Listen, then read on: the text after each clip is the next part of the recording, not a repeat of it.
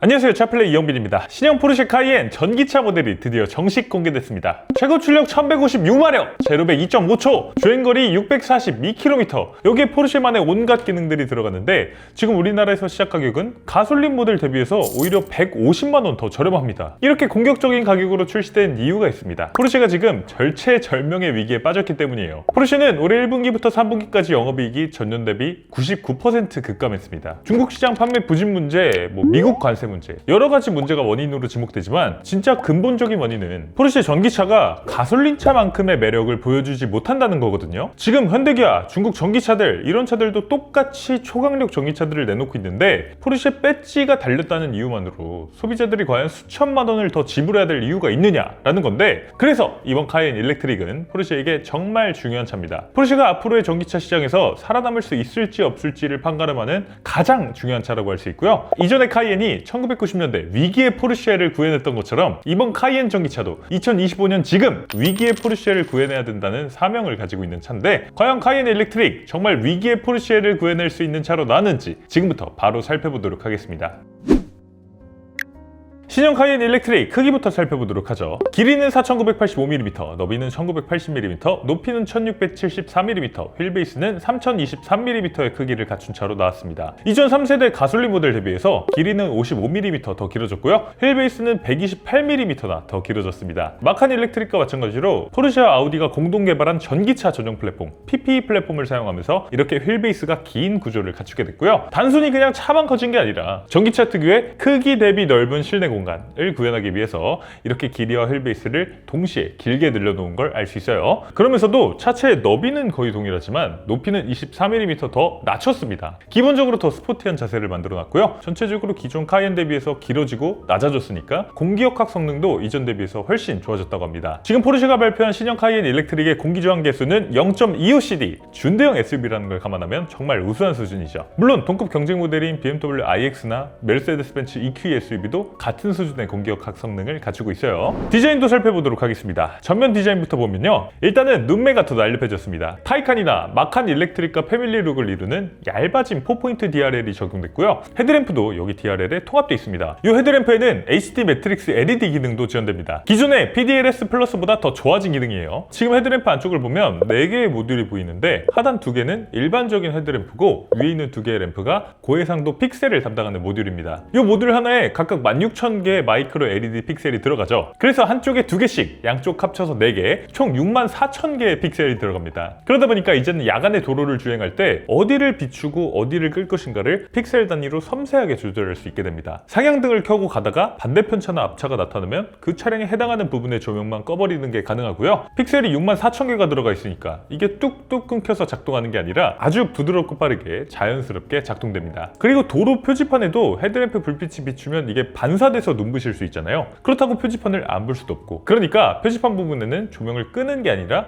이 부분의 광량을 좀 줄여줍니다. 이런 표지판 눈부심 방지 기능도 탑재하고 있고요. 또 고속도로를 달릴 때는 내가 달리고 있는 차선에만 빛으로 된 양탄자를 깔아줍니다. 차선을 변경하면 이 양탄자도 따라서 이동하죠. 이런 기능 실제로 써보면 안전에는 도움이 되는지 모르겠는데 헤드램프가 제대로 돈값을 하고 있구나, 이런 것들이 느껴져서 왠지 기분이 좋습니다. 그리고 만약에 공사 구간이나 차선이 좁아지는 상황, 이럴 때는 내 차폭만큼만 정확하게 바닥에 빛을 비춰줍니다. 그래서 운전자는 내 차가 지금 저 차선 좁아진 사이로 지나갈 수 있을까를 고민할 필요 없이 앞에 비춰진 빛이 그 사이를 통과하면 내 차도 지나갈 수 있는 거예요. 그래서 이런 것들이 아주 기능적으로도 도움이 됩니다. 마지막으로 또 주변에 차도 없고 가로등도 없고 이런 정말 어두운 고속도로에서는 최대 600m 앞까지 빛을 모아서 쏴줄 수 있는 기능도 갖추고 있습니다. 예전에 BMW 레이저 라이트 같은 기능이죠. 그래서 HD 매트릭스 LED 헤드램프는 물론 옵션입니다. 지금 국내 기준으로 330만 원을 추가로 내야지 이런 기능이 들어오기는 하지만, 요거는 헤드램프 자체의 성능도 굉장히 뛰어나고 또 안전이나 편의 측면에서도 굉장히 도움을 줄 수 있는 헤드램프라는 점에서 제가 카이엔 일렉트릭을 산다면 이 HD 매트릭스 LED 헤드램프는 무조건 옵션을 추가할 것 같습니다. 다른 부분도 보면요, 디자인이 좀 단순해졌습니다. 물론 전기차다 보니까 라디에이터 그릴이 없고 이 부분이 매끈하게 막혀있는 거, 이런 부분 때문이기도 하겠지만 보닛까지도 디자인이 단순해졌어요. 원래 카이엔은 여기 보닛에 파워돔이 양쪽으로 강렬하게 솟아있고 보닛 중앙에도 파워돔이 솟아있는 아주 볼륨감 있는 디자인을 해놓고 있었는데 이번 카이엔 전기차는 불필요한 라인을 싹 걷어냈습니다. 그리고 그냥 매끈하고 단순한 면으로 처리해놨어요.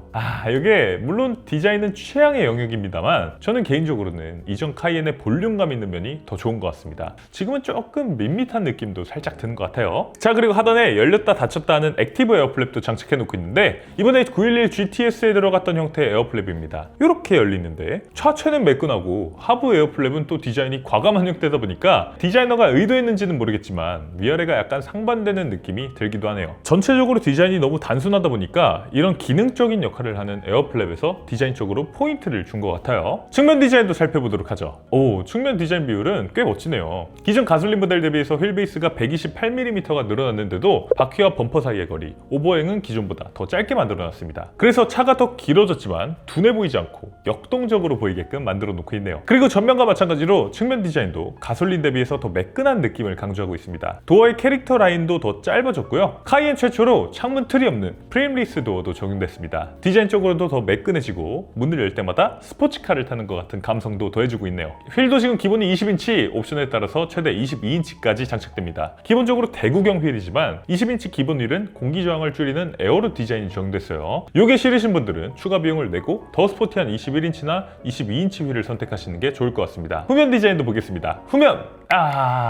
카이엔이 사실 기존 3세대 모델 후면이 너무나 완벽했어요. 이 비례감부터 해서 볼륨감, 디자인 디테일의 완성도, 모든 것들이 사실 너무 완성형이었다 보니까 이번 신형 모델을 봤을 때 약간 디자인적으로 뭐가 좀 복잡해졌다라는 느낌이 드는 것 같기도 합니다. 일단은 3D 라이트 스트립 테일 램프가 장착됐다고 해요. 램프가 좌우가 길게 이어진 형태, 그리고 가운데에 포르쉐 레터링까지도 조명이 들어온다는 뜻입니다. 모르겠습니다. 저는 개인적으로는 로고에 램프가 들어오지 않던 기존 모델이 더 입체감이 있지 않았나라는 생각도 들고, 또 요즘 중국에 가보면 중국 차들이 다 테일램프에 로고 레터링을 넣어놓고 거기에 조명이 들어오도록 하고 있거든요. 그래서 중국 차를 따라했다는 건 아닌데 약간 중국 시장을 좀 많이 의식했나? 라는 느낌이 드는 거, 이런 게 살짝 아쉽게 느껴지기는 하네요. 그냥 포르쉐 레터링을 크롬 로고로만 붙여놔도 포르쉐는 멋진데. 아무튼 카이엔 터보 모델 같은 경우는 하단에 액티브 에어로 블레이드라는 것도 장착이 되어 있습니다. 안쪽으로 들어갔다 나왔다 하는 움직이는 날개가 숨어 있는데 차가 고속으로 달릴 때 뒤쪽에 공기가 소용돌이 치는 와류 현상이 발생하게 되잖아요. 그러면서 차를 뒤에서 잡아당기는 불필요한 공기 저항이 생기는 건데요. 카이엔 일렉트릭은 이때 에어로 블레이드를 돌출시켜서 지붕을 타고 넘어온 공기가 뒤쪽에서 깨끗하게 떨어져 나가도록 길을 터주는 역할을 하는 겁니다. 그래서 불필요한 공기 저항을 줄여서 주행거리를 더 늘리는 데 도움이 되는 기능이에요. 자, 그리고 범퍼는 이제 배기구가 사라지면서 이 부분에는 공기 흐름을 정리하는 대형 디퓨저가 장착되어 있기도 합니다. 전체적으로 카이엔 일렉트릭 디자인을 보면 어떠세요? 일단 다른 건 몰라도 전기차 시대에 걸맞는 매끈한 디자인, 그리고 공기역학적인 성능, 이런 것들이 강조되어 있다는 건 분명히 알겠는데 반대로 기존의 포르쉐다움, 카이엔다움 그런 강력한 느낌이 좀 희미해졌다는 건 아쉬운 부분으로 느껴집니다. 저만 그렇게 생각하는 건지 여러분들의 생각이 궁금한데요. 의견은 댓글로 자유롭게 남겨주세요.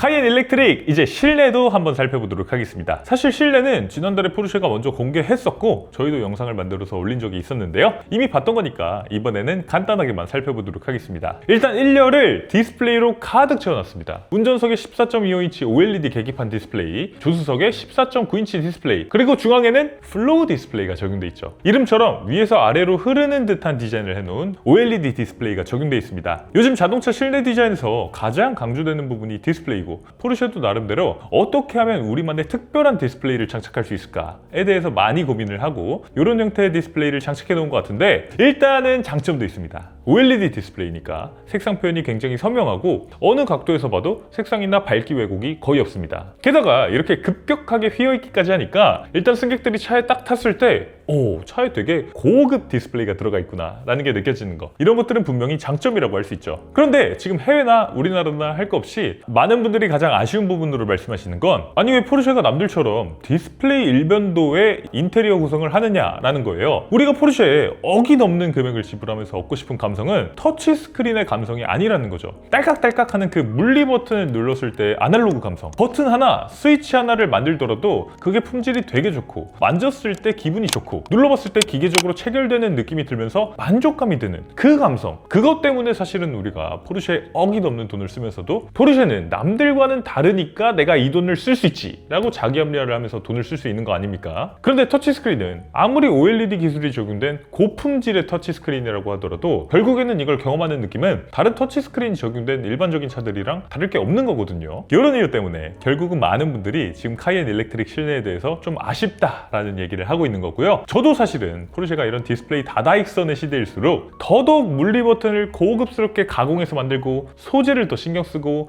크로노그래프 시계를 막 오토매틱으로 만들고 뭔가 이런 남들이 갖고 있지 못한 혹은 포르쉐의 헤리티지를 부각하기 위한 노력을 해줬어야 되는 게 아닌가 싶기는 합니다.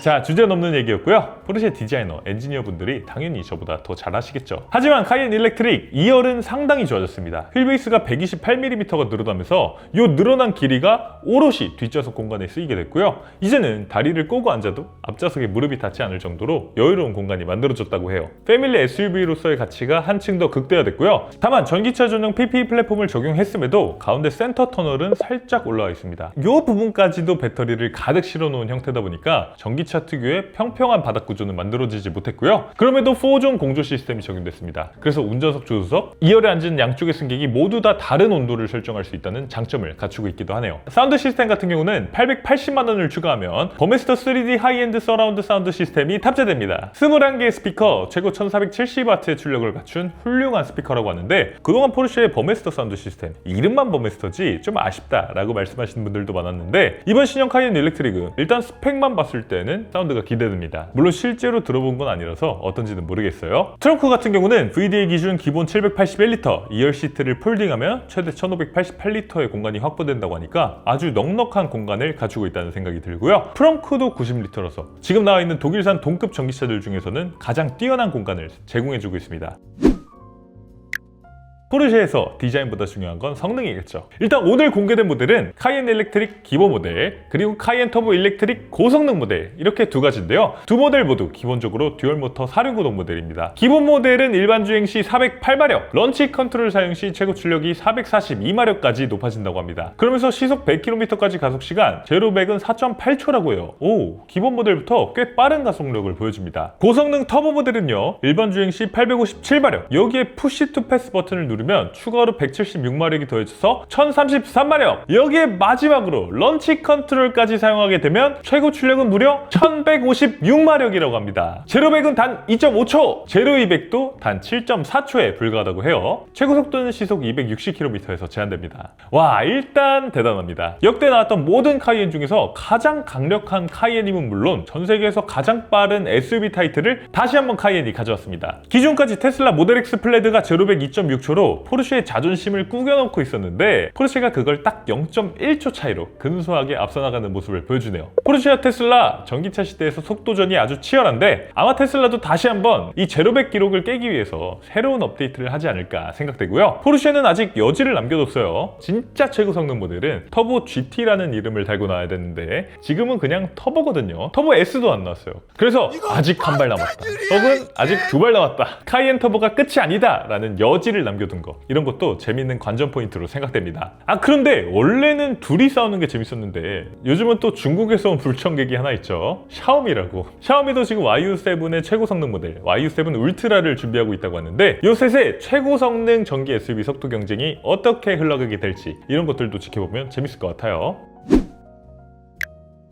배터리는 LG 에너지 솔루션의 NCM 배터리가 탑재됩니다. 113kWh 대용량 배터리가 장착되고요. 셀을 바로 팩에 담는 셀2팩 구조도 적용돼서 에너지 밀도도 크게 높였다고 해요. 800V 시스템이 기본 적용됐고 400kW급 급속 충전도 지원된다고 하고요. 그래서 배터리 10%에서 80%까지 충전 시간은 단 16분에 불과하다고 합니다. 정말 압도적으로 빠른 속도고요. 그러면서 대용량 배터리가 들어갔다 보니까 주행거리도 넉넉합니다. 일반 모델은 642km, 터보 모델은 623km 를 주행할 수 있다고 하는데 이건 좀 널널한 WLTP 기준입니다. 그래도 국내 환경부 기준으로도 500km 초반대의 주행거리를 인증받을 수 있지 않을까 싶어요. 회생제동 성능도 강력하다고 합니다. 지금 카이엔 터보 일렉트릭은 회생제동으로 최대 600kW의 전력을 회수할 수 있다고 해요. 그러니까 쉽게 말해서 일상주행에서는 90% 이상의 상황에서 물리 브레이크를 쓸 일이 없다라는 건데요. 실제로 가속 페달에서 발을 뗐을 때 차가 이 강력한 회생제동 때문에 왈칵 선다는 게 아니라 가속 페달에서 발을 떼면 차가 그냥 관성 정상주행 모드로 흘러가다가 운전자가 브레이크 페달을 밟으면 이때 회생제동을 우선적으로 사용해서 제동을 하는 방식이라는 겁니다. 그러니까 회생제동과 물리브레이크를 블렌딩해서 사용하는 건데, 이게 회생제동이 90% 이상의 영역에서 작동되니까 운전자가 더더욱 지금 회생제동이 들어간 건지 물리브레이크가 잡힌 건지를 느끼기 어려울 정도로 자연스러운 블렌딩이 됐을 걸로 생각되네요. 자, 그리고 90% 넘는 상황에서 오직 회생제동만으로 제동을 하니까 브레이크 패드에서 분진도 훨씬 더 적게 나오게 될 걸로 생각됩니다. 지금 유럽에서는 유로 7 규제가 이 브레이크 분진까지도 체크를 하기 때문에 이런 부분에 있어서도 친환경성을 또 강조하고 있는 걸 볼 수 있네요.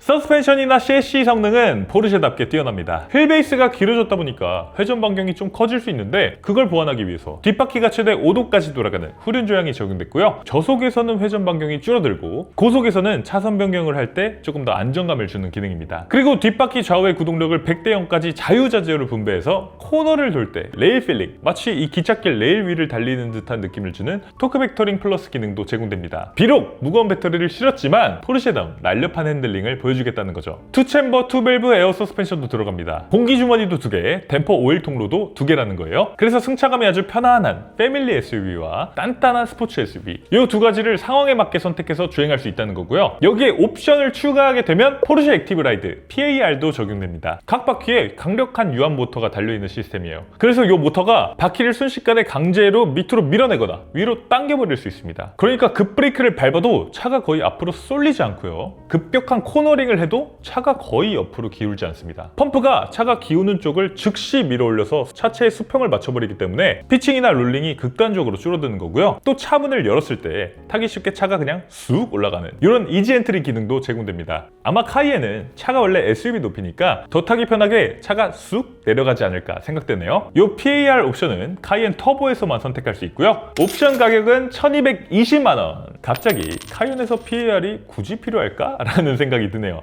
트랙의 갈차가 아니잖아요. 패밀리 SUV인데 저는 에어 서스펜션만으로 충분한 것 같습니다. 포르쉐 카이엔 일렉트릭 국내 출시 가격도 이미 홈페이지에 공개됐습니다. 기본 모델은 1억 4,240만원부터고요. 터보 모델은 1억 8,970만원부터입니다. 아니 가격이 괜찮은데요? 물론 1억원 중반대 자동차가 괜찮은 가격이라는 게 말이 되나 싶기는 하지만, 제가 그래도 괜찮다고 말씀드리는 이유가 기존 카이엔 가솔린보다 더 저렴하기 때문이에요. 카이엔 지금 가솔린 모델하고 신형 전기차 모델을 비교해보면 기본 모델 전기차가 150만원 더 저렴하고요. 터보 모델은 지금 카이엔 터보가 하이브리드만 판매되고 있습니다. 그래서 가격이 터보끼리 놓고 봤을 때 전기차가 314만원 더 저렴합니다. 그러면서 출력은 당연히 전기차가 더 강력하죠. 제가 앞서 포르쉐만의 아날로그 감성이 줄어든 게 좀 아쉽다라고 말씀드렸는데, 아니 아날로그 감성을 뺀 만큼을 가격에서도 빼주신다면 그러면 또 묘하게 괜찮다는 생각이 들기도 합니다. 사람이 이렇게 갈 때 같아서야. 오늘은 이렇게 포르쉐 카이엔 일렉트릭에 대해서 살펴봤는데요. 국내 출시는 내년 하반기가 예정돼 있다고 합니다. 사실 지금까지 카이엔 일렉트릭을 살펴보니까 확실히 하드웨어 성능에 있어서는 충분히 선택받을 만한 차라는 생각이 들었어요. 제로백 2.5초, 1156마력, 여기에 PAR 같은 첨단 기능까지. 그러면서도 가격은 기존 가솔린 모델보다 더 저렴하니까 충분히 선택받을 만하다라는 생각이 들었는데요. 그럼에도 한편으로는 전기차니까 이런 강력한 성능을 내는 게 그렇게까지 놀랍게 느껴지진 않았습니다. 솔직히 전기차 시대에서는 현대차도 지금 650마력이고 중국차도 1000마력이잖아요. 뭔가 출력을 올리는 게 예전보다는 훨씬 쉬운 일로 느껴지기도 하죠. 그러다 보니까 전기차 시대에서 하드웨어로 차별성을 두는 게 큰 의미가 있나 싶기도 해요. 개인적으로 이번 카이엔 일렉트릭은 포르쉐니까 달리는 성능은 기본, 여기에 포르쉐만의 과거에서부터 이어오는 헤리티지 아날로그 요소가 더 들어갔어야 되고, 무엇보다 폭스바겐 그룹에서 그동안 갈고 닦았던, 숨겨뒀던 최고 수준의 운전자 보조 시스템이 들어가야 됐다고 생각합니다. 당장 테슬라 FSD와 경쟁까지는 아니어도 기존 포르쉐의 운전자 보조 시스템을 훌쩍 뛰어넘는 수준의 운전자 보조 시스템이 들어갔다면 포르쉐가 잘하던 건 역시 잘하고, 여기에 미래차 시대로의 전환도 잘 준비하고 있구나, 역시 포르쉐구나 라는 얘기를 들을 수 있지 않았을까 라는 생각이 드네요. 지금 포르쉐의 영업이익이 99% 넘게 감소하는 이유는 미래차 시대를 준비하는데, 포르쉐는 차가 그냥 파워트레인만 엔진에서 전기모터로 바뀔 뿐 정작 중요한 자율주행에 대한 준비는 보이지 않기 때문 아닌가 라는 그런 생각을 해봅니다. 아무튼 그럼에도 카이엔 일렉트릭 가솔린보다 더 강력하고 더 저렴하기까지 합니다. 결과가 어떻게 될지 굉장히 궁금한데요. 포르쉐 카이엔은 항상 그랬습니다. 처음 나왔을 때부터 포르쉐가 영혼을 잃었다면서 하면서 대차게 욕을 먹었지만 결국에는 포르쉐 회사를 살려낸 모델이 됐거든요. 이번 카이엔 일렉트릭도 여러 우려가 있지만 결국에 또 포르쉐를 살려낸 모델이 될 수 있을지 앞으로의 시장 반응이 굉장히 궁금해집니다. 여러분들의 생각도 댓글로 자유롭게 남겨주시고요. 오늘 차 플레이는 여기서 인사드리겠습니다. 이영빈이었습니다. 감사합니다.